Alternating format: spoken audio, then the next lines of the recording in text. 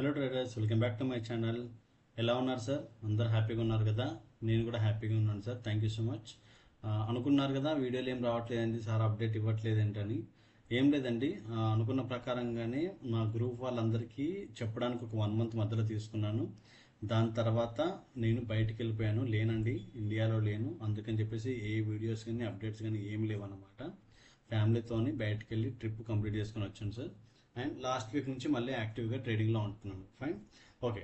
మీ అందరికి తెలుసు కదా, డైలీ అప్డేట్స్ అనే ఒక చిన్న కోర్స్ లాంటిది ఒక చిన్నది అప్డేట్ చేసామండి. దాంట్లో జాయిన్ అయిన వాళ్ళకి తెలుస్తుంది. నేను పక్కన వీడియో పెడతాను చూడండి. మనం ఏం తీసుకుంటున్నాము, ఎందుకు తీసుకుంటున్నాము అనేది దాంట్లో క్లియర్గా ఎక్స్ప్లెయిన్ చేయడం జరుగుతుందండి. వీక్లీ ఏమన్నా మనం మాట్లాడుకుందాం. ట్రై చేస్తాను కమింగ్ డేస్లలో సాటర్డే నాడు ఓన్లీ ఆ గ్రూప్ వరకు ఏమైనా డౌట్ క్లియరింగ్ సెషన్స్ పెట్టడానికి ట్రై చేస్తాను. చూద్దాం, ఓకేనా? ఫైన్. 18th నుంచి మనం స్టార్ట్ చేయడం జరిగిందండి. 18th ఆఫ్ జూన్ మనం స్టార్ట్ చేయడం జరిగిందండి. 18th జూన్ నాడు ఇక్కడ గమనించండి, గ్రీన్ కలర్ ఏమో మన ఎంట్రీని ఇండికేట్ చేస్తుంది, రెడ్ కలర్ ఏమో మన ఎగ్జిట్ని ఇండికేట్ చేస్తుంది అనమాట. ఓకేనా? మీకు ఎక్స్ప్లెయిన్ చేస్తాను, మీరు ఇది చూడండి, అబ్జర్వ్ చేయండి. ఓకేనా? ఇక్కడ చూడండి, ఫర్ ఎగ్జాంపుల్ నేను ఇలా కూడా ఒక లైన్ వేసుకుంటే పరిస్థితి ఏదో చూద్దాం.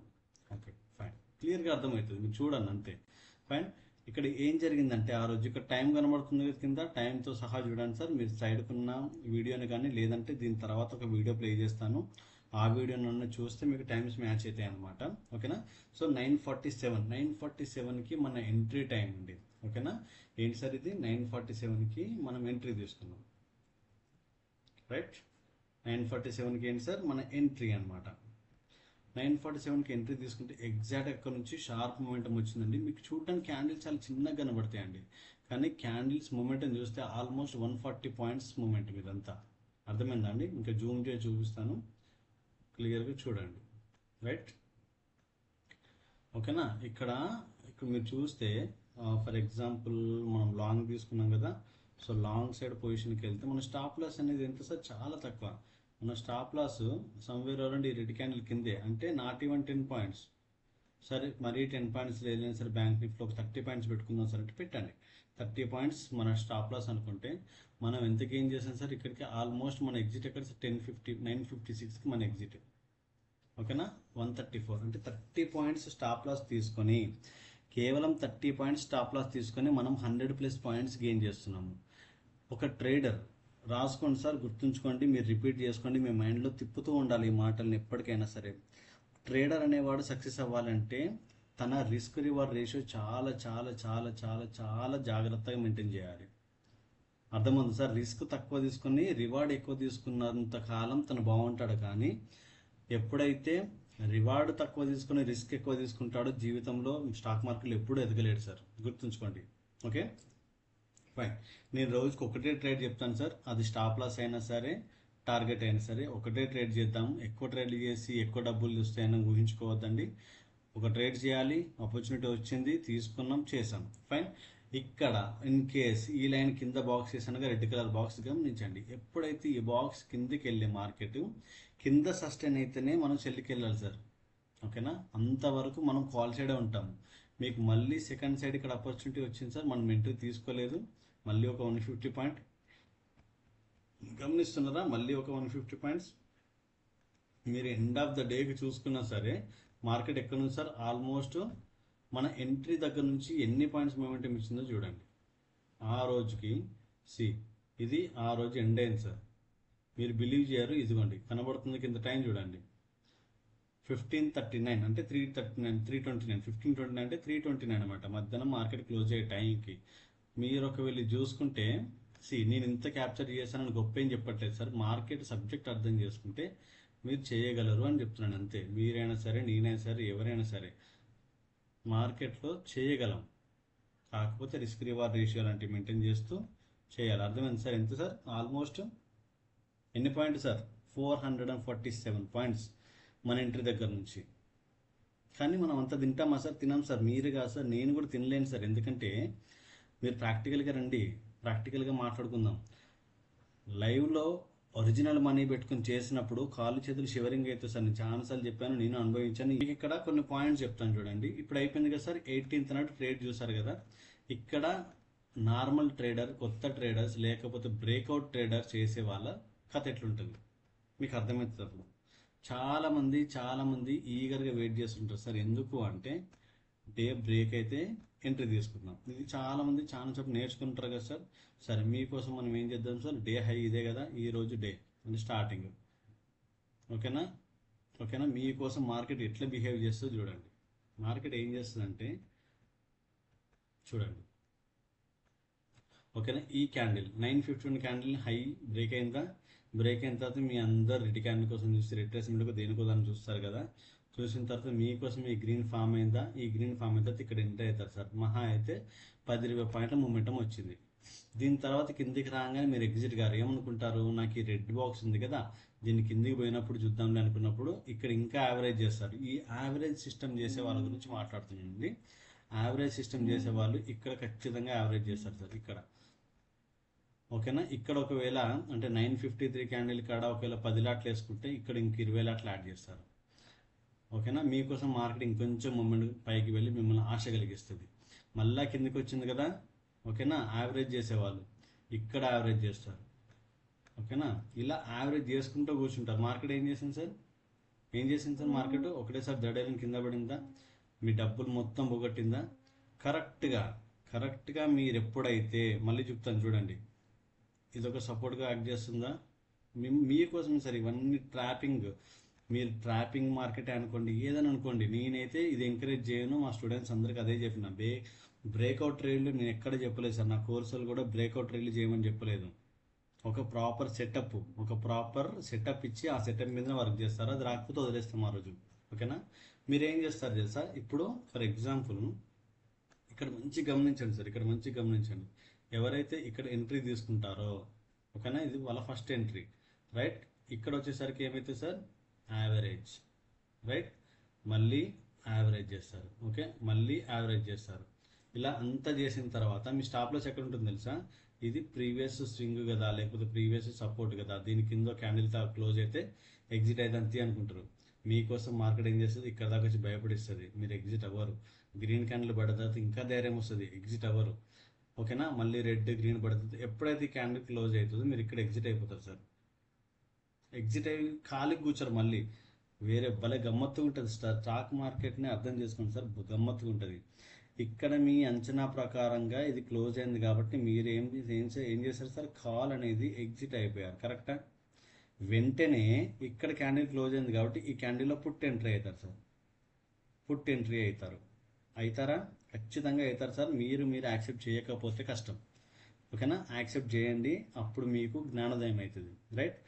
పుట్టు రాగానే కొంచెం ప్రాఫిట్ రాగానే తీసుకుంటారా? తీసుకోము సార్. ఎందుకంటే ఇక్కడ ఏమైంది, బిగ్ లాస్ చూసినాం కదా, ఇదంతా రికవరీ కావాలి కదా. నెక్స్ట్ ఎక్కడుంది, నెక్స్ట్ ఇక్కడ ఉంది. సో మార్కెట్ ఇక్కడ దాకా వస్తుంది, వెయిట్ చేద్దాం. ఓకేనా, గ్రీన్ బట్టి పైన క్లోజ్ అయింది, ఎగ్జిట్ గారు.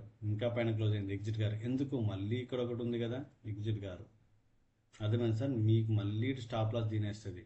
అంటే మీరు కాల్ సైడ్ లాస్ అయ్యారు, పుట్టు సైడ్ లాస్ అయ్యారు. ఎప్పుడు సార్ లాభం వచ్చేది? అర్థమవుతుందా? మీరు చేసే ట్రేడింగ్లలో డబ్బులు ఎందుకు రావు?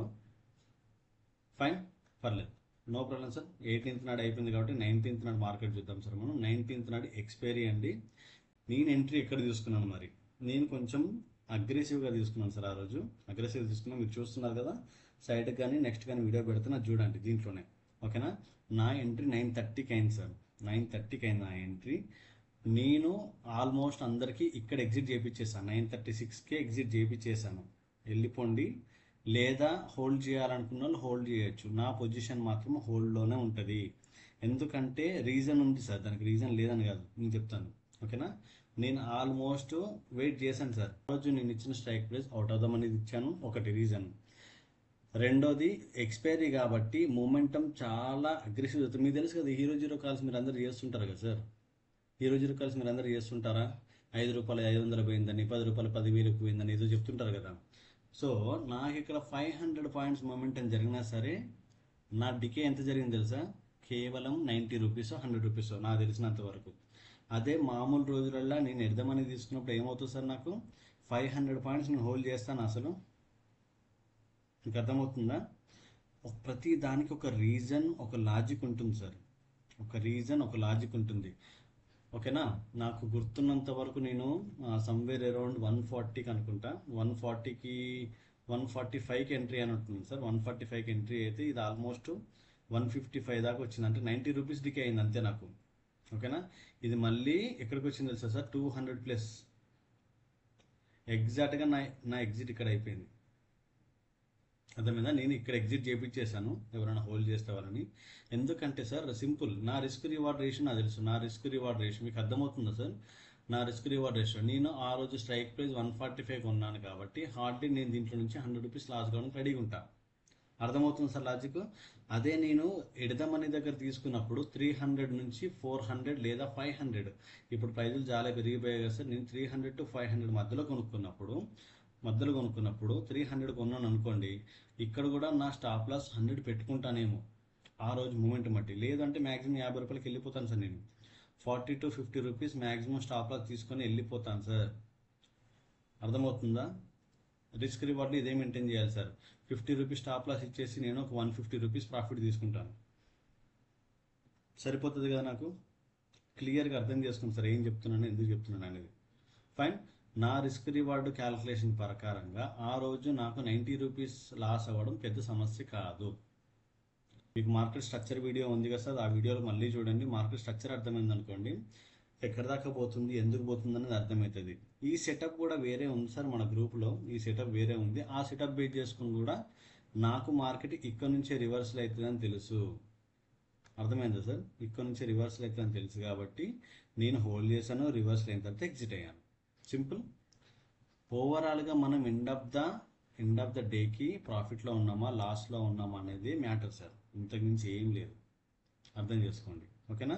సో 2 days మనం కంటిన్యూస్గా ప్రాఫిట్లో ఉన్నాం సార్. అండ్ 20th నాడు ఏం జరిగింది, 20th నాడు ఏం జరిగింది చూడండి, వీడియోలు చూడండి. ఆల్రెడీ మనం ఫాల్ ఉంటుందని ఎక్స్పెక్ట్ చేసాము, చెప్పినట్టుగానే ఎంట్రీ అయిపోయాము. ఓకేనా, చెప్పినట్టుగానే ఎంట్రీ అయిపోయాము, దాని ప్రకారంగా ప్రాఫిట్స్ తీసుకోవడం జరిగింది. ఓకేనా, సింపుల్గా సార్. మార్కెట్ని సింపుల్గానే చూడాలి సార్. సింపుల్గా చూడకపోతే మార్కెట్ ఏం అర్థం కాదు. ఓకే, అర్థమవుతుంది కదా సార్? అట్లీస్ట్ 1:1.1, 1:1, 1:2, 1:3 తీయగలగడమే గొప్ప. రోజంతా చేసినా సరే ట్రేడింగ్లో ఏం రాదు సార్, ఏం సాధించలేరు. ఓకేనా, 21st నాడు నేను లేను సార్, అవైలబుల్ లేను, కొంచెం బయటికి వెళ్ళి ఇందాకే వచ్చాను. సో ఇప్పుడు వీడియో చేస్తున్నాను.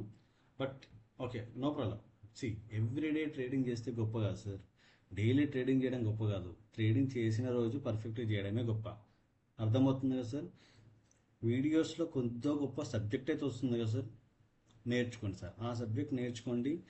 మార్కెట్ని నేను ఎలా చూస్తున్నాను, నేను ఏం ట్రేడ్స్ ఇస్తున్నాను, ఆ ట్రేడ్స్ వల్ల మీకు ఎంత ఉపయోగం అవుతుంది అనేది ముఖ్య ఉద్దేశం సార్, అంతకుమించి ఏం లేదు. ఓకేనా, వీడియోస్ నచ్చితే మట్టుకు లైక్ చేయండి సార్.